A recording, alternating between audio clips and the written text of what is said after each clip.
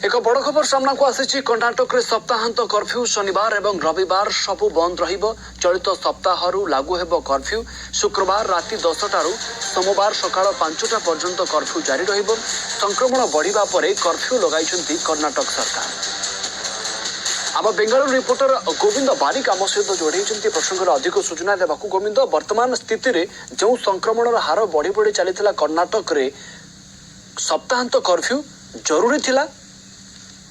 निहाती भाव में प्रवीण मु गोटे कथा कहवाक जाए जिते कर्णाटक नाइट कर्फ्यू जारी थिला जहाँकि सूचना देवाक जाए जदि आम देखा जनवरी 7 तारिख पर्यंत नाइट कर्फ्यू बलवत्तर अच्छी किंतु जेहेतु कोरोना जो भाइरस जो कोरोना पॉजिटिव संख्या वृद्धि पाऊँच निश्चित भाव में शेष सरकार निष्पत्ति नहीं जे जो सप्ताहांत कर्फ्यू ताने शनिवार और रविवार 2 दिन कर्फ्यू रहिबो जहाँकि आज जे मंत्री अच्छा आर अशोक एक प्रेस विवृत्ति रे सूचना देइछन्ती। निश्चित भाव में कहबे जो शुक्रवार राति 10टा ठारू सोमवार सकाळ 5टा पर्यंत बलवत्तर रहिबो कर्फ्यू टोटाली होल कर्फ्यू जहाँकि कहुच्छी वीकेंड कर्फ्यू शनिवार रविवार दिन।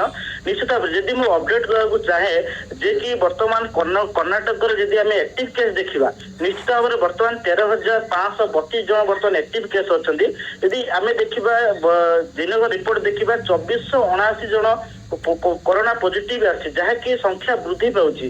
आम जदि गत सप्ताह देखा निश्चित भाव में 3-4 गुणा संख्या वृद्धि पाई। आम जदि कह मृत्यु संख्या जदि कह 4 जनकर मृत्यु होती निश्चित भाव में जदि आम संख्या बढ़ुवर कर्णाटक सरकार जो बासुराज बोम्मई नेतृत्व में जो एक्सपर्ट मान रहे जो एक्सपर्ट सहित आलोचना पर्यालोचना पर निश्चित भाव में जे मंत्री आर अशोक आज प्रेस विवृत्ति रे सूचना देइछन्ती जहाँकि वीकेंड कर्फ्यू जो शुक्रवार राति 10टा ठारू सोमवार 5टा पर्यंत रहिबो। एथि सहित बलवत्तर गोटे नुआ नुआ अपडेट सामना को आसुची एवं ए आशा करा जाउथला कर्णाटक रे खूब शीघ्र अतिरिक्त कटकणा सरकार लगाई पारंती एवं ताहि होईची सप्ताहांत कर्फ्यू लागू करा जायछि। एवं वर्तमान बड़ खबर एया हे पारे जे होइत सप्ताहांत कर्फ्यू माध्यम रे कोरोना संक्रमितों संख्या को कमई दिया जाई पारे अथवा आम कथा कहि परिबा संक्रमण रे ब्रेक लगा जाई पारे।